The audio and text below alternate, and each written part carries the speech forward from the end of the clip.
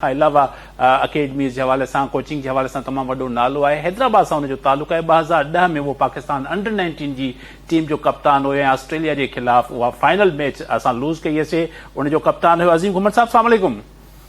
जी वालेकुम सलाम मुजाहिद भाई। थैंक यू सो मच अजीम घुमर साहब, आपने अपना कीमती टाइम दिया। सर पहले तो मैं आपसे हैदराबाद की टीम की परफॉर्मेंस के हवाले से जानना चाहूंगा, क्योंकि आपने सबसे ज्यादा क्रिकेट हैदराबाद में खेली, हैदराबाद की तरफ से खेली, हैदराबाद की क्रिकेट को आप बहुत अच्छी तरह से जानते हैं। ये जो हैदराबाद किंग्समैन की टीम की पहले मैच में परफॉर्मेंस थी, क्या वजह थी कि इतने बड़े नाम होने के बाद, यानी कोचिंग स्टाफ में बहुत बड़े नाम और टीम में भी अच्छे प्लेयर्स शामिल थे, लेकिन वो उतनी अच्छी कारकर्दगी का मुजाहरा नहीं कर सके जितना आज रावलपिंडी पिंडीज की टीम ने बैटिंग में खासतौर पर अच्छी कारकर्दगी का मुजाहरा किया। तो हैदराबाद की ओवरऑल परफॉर्मेंस को कैसे एनालाइज करेंगे आप?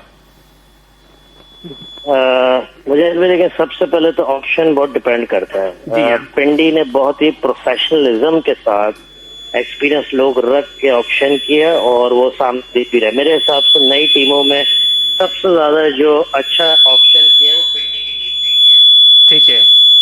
But at the same time Hyderabad का ये जरूर है कि जी बिल्कुल नई टीम है, बिल्कुल कोचिंग स्टाफ उनका एक्सपीरियंस है, बट उन्होंने एक तरह से लॉयल्टी भी की है। वो कैसे जी, उनके क्रिकेट एंटरप्राइजेस के पिछले 3 साल से जो लड़के उनके साथ वाबस्ता थे यूएसए में, उन्होंने उनको भी रखा जी। और इसी वजह से वो कॉम्बिनेशन उस तरह से सामने नहीं दिख रहा। और वैसे भी अभी देखें, नए हैं, इस चीज में नए हैं, पीएसएल में नए हैं, and I am pretty sure कि अपनी गलतियों से सीखेंगे। जब लाहौर कलंदर को 5 साल लग सकते हैं, तो इन लोगों को भी थोड़ा सा तो स्पेयर टाइम देना चाहिए। अभी पहला मैच है, मुझे लगता है काफी कुछ इस चीज से लर्न करेंगे। वो उनको समझ आ रही होगी कि अब किस तरफ जा रही है टीमें, किस तरह बन रही हैं, और इस लर्निंग एक्सपीरियंस से वो मुझे लगता है कुछ ना कुछ जरूर सीखेंगे। जी बिल्कुल सही कहा। लाहौर कलंदर जब पहली दफा आई थी तो उनके लिए जीत हासिल करना बहुत बड़ा एक मसला हो गया था। इसी तरह हमने पेशावर के साथ जो मुल्तान सुल्तान की टीम थी, उसने पहले 5 मैचेस जीते थे, लेकिन 5 फिर वो हारे थे। तो ये टाइम के साथ सारी चीजें गेन करनी होगी। लेकिन आप क्या समझते हैं कि कहाँ कहाँ वीकनेसेस थी हैदराबाद किंग्समैन की टीम की, जहाँ पे बेहतरी की गुंजाइश है, बैटिंग में, बॉलिंग में, फील्डिंग में, कहाँ पे? बिल्कुल थोड़ा सा देखिए, पहले मैच की अगर बात करें हम जी, थोड़ा सा अनलकी भी कहेंगे। वो होता क्या है मुजाहिद भाई कि एक आधा चेंज की वजह से 2-3 चेंजेस कर जाने पड़ जाते हैं। सही। मुझे लगता है कि उनकी इमर्जिंग कैटेगरी में 2 ही लड़के हैं, माज सदाकत और रिजवान महमूद जी। ठीक है, उन्होंने खिलाना था माज सदाकत को, जिसको ओपनिंग भी करानी थी, उसको नहीं खिलाया। अब वो माज सदाकत इंजर्ड हुआ है। नहीं, पहले हमें भी ये लग रहा था नहीं खिलाया, बट ही वॉज इंजर्ड। अच्छा, ठीक है जी। जब उसको नहीं खिलाया तो रूल है इमर्जिंग का एक प्लेयर खिलाना है, तो वो रिजवान महमूद को मिडिल ऑर्डर में एडजस्ट किया और उस्मान खान को ओपन लेके गए। हाँ जी, ये जरूर है इसमें कि उनके पास ऑप्शंस थे, ओपनिंग के और भी ऑप्शंस थे, जिसमें शर्जील खान जो कि हैदराबाद का और पूरी दुनिया का पीएसएल का माना जाना प्लेयर है। और मैंने अभी रिसेंटली देखा, जितना वो अभी फिट हुआ है, इतना तो मेरे ख्याल पूरी लाइफ में मैंने उसको इतना फिट नहीं देखा। तो और उनको रखा भी है, तो उस जैसा एक्सपीरियंस को यूज नहीं किया। उनके पास पीछे शयान जहांगीर थे, जो कि अभी आईएल T20 में बड़े परफॉर्म करके उनके विकेट कीपर बैट्समैन थे जी। उसको भी खिला सकते थे। तो उस एक चीज की वजह से काफी कुछ करना पड़ा। फिर ऑलराउंडर्स में आसिम महमूद की जगह मुझे लगता है इनको करनी चाहिए, क्योंकि जितना अच्छा वो ऑलराउंडर है, क्योंकि बॉलिंग भी अच्छी करता है, हिटिंग एबिलिटी उसकी बहुत अच्छी है, उसको जरूर इन लोगों को इन डेप्थ रखना चाहिए। बट जो एक चीज दिख रही है, जो मैं नहीं सारे ही बात कर रहे हैं जी, वो आ रही है कप्तानी पे। सही। कप्तान उनका इंटरनेशनल क्रिकेट के हिसाब से बहुत एक्सपीरियंस है, इसमें कोई दो राय नहीं है। T20 क्रिकेट के कोई इतना माना जाना रिकॉर्ड या बंदा नहीं है वो। ठीक है, अब जब इस तरह के प्लेयर को आप जितना हैवी इंटरनेशनल को रखेंगे, तो आपको फिर ये जिम्मेदारियां देनी पड़ती हैं, जो कि उन्होंने दी। एंड आई रियली होप कि ये वाला जो उनका डिसीजन है आगे जाके उनके लिए काम आए।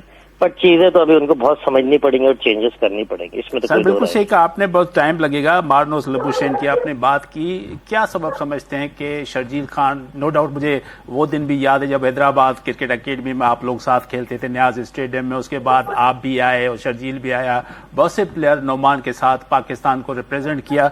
शर्जील की जो सिलेक्शन है, वो आप समझते हैं कि मैनेजमेंट की गलती थी या कोई और इशू हो सकता है? फिटनेस का तो आपने हवाला दे दिया उसका, लेकिन इसके मामले में क्या मसला? क्योंकि उस्मान और साइम की अगर हम परफॉर्मेंस की बात करते हैं तो वो भी इतने आउटस्टैंडिंग ना पाकिस्तान की टीम में परफॉर्म कर रहे हैं, ना डोमेस्टिक T20 या जो T20 वर्ल्ड कप था उसमें भी वो आउट ऑफ कलर थे, तो शर्जील को नहीं खिलाना चाहिए था। देखिए मेरे हिसाब से बिल्कुल जब एक अपॉर्चुनिटी आ गई थी कि जब मास सदाकत अनफिट हो गया तो शर्जील को इनको डालना चाहिए था, खिलाना चाहिए था, इससे अच्छी अपॉर्चुनिटी मिलनी नहीं थी। क्योंकि अब जब मास फिट हो जाएगा तो आई एम प्रीटी श्योर कि पहला चांस है उसी को देगा। तो ये चीजें थोड़ी सी उनको देखनी चाहिए थी।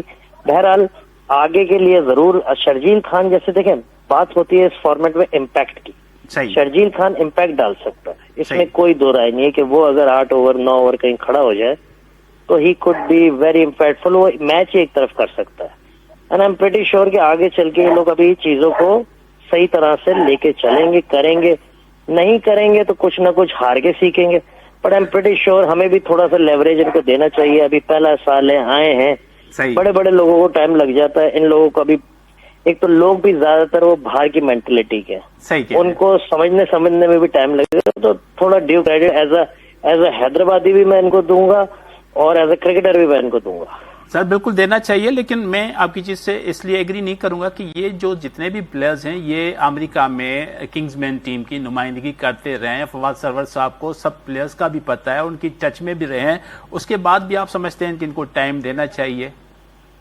नहीं, मैं प्लेयर्स की बात नहीं कर रहा, मैं मैनेजमेंट की बात कर रहा हूँ कि इनको टाइम देना चाहिए। उसके पीछे वजह यह है, आपने बिल्कुल सही बात बोली, क्रिकेट उधर भी खेलने, बट इस फॉर्मेट में कॉम्बिनेशन बड़ा मैटर करता है। बिल्कुल सही। आपने पास में भी देखा होगा, मुल्तान सुल्तान जीती है रिजवान की कप्तानी में, तो कोई इतनी बड़ी टीम नहीं थी वो, कोई मेजर टीम नहीं थी, बट वो जीती। इसमें कॉम्बिनेशन बहुत मैटर करता है। अभी मुझे ऐसा लग रहा है कुछ फॉरेनर्स और जो इनके अपने यूएस के प्लेयर और फिर कुछ लोकल्स कह लें पाकिस्तान के प्लेयर, उनका उस तरह से कॉम्बिनेशन पहले मैच में तो नहीं नजर आया, टू बी वेरी ऑनेस्ट। अच्छा अजीम मोहम्मद साहब, आगे चल के क्या पता ये नजर, आपने बहुत जबरदस्त क्रिकेट खेली है, 110 से ज्यादा फर्स्ट क्लास मैचेस आपके क्रेडिट पे है, पाकिस्तान अंडर 19 को रिप्रेजेंट किया है, आपने लिस्ट ए क्रिकेट खेली है, बड़े क्लोज चीजों को देखा है और फॉरेन में आपने क्रिकेट अकेडमीज और कोचिंग स्टाफ के हवाले से भी चीजें देखी है। कहां पे हम लोग लेक कर रहे हैं, क्यों हम अपने बेहतर टैलेंट को ऊपर नहीं ला सक रहे हैं जो हमें लाना चाहिए, क्या करना चाहिए टैलेंट आप इन जनरल पाकिस्तान टीम की बात कर रहे हैं? अभी ओवरऑल सारे सिस्टम की बात कर रहा हूँ, किस तरह से बेहतरी लाई जा सकती है? देखिए मेरा तो बड़ा सिंपल मौके है, हम हमेशा, मैं तो हर जगह देखता हूँ बात होती है सिस्टम बेहतर हो, सिस्टम बेहतर हो। मैं ये नहीं कहता, मैं कहता हूँ कंसिस्टेंट जरूर हो। जबरदस्त, सही है। कोई भी सिस्टम हो, सिस्टम कोई, मेरे हिसाब से कोई भी सिस्टम बुरा नहीं है जिसमें इक्वल अपॉर्चुनिटी मिल रही है, चाहे पहले था, चाहे अब है, चाहे जो भी सिस्टम है, कुछ ऐसे कवानीन निकलने चाहिए कि चाहे कोई आए या कोई जाए, सिस्टम चेंज नहीं होगा फॉर द नेक्स्ट 8-10 ईयर्स। आप सिर्फ कंटिन्यूटी लाएं, आपके सिस्टम में बेहतरी ना आए तो आई कैन अश्योर यू बेहतरी आएगी। क्यों? क्योंकि टैलेंट की कमी नहीं है, आपके पास टैलेंट की कमी नहीं है, आपके पास सिर्फ चीजें दुरुस्त करने का है। आप दुनिया दीगर बोर्ड्स को देखें, इंग्लैंड हारती है, उनके वही 22 काउंटी के सिस्टम है कि उन्होंने चेंज कर दिया, या ऑस्ट्रेलिया ने शेफील्ड शील्ड का सिस्टम चेंज कर दिया, या इंडिया ने कर दिया, नो वन डज इट। नहीं किया, तो हमें भी नहीं करना चाहिए, कंटिन्यूटी लाएं और उसमें बेहतरी लाजमी आएगी।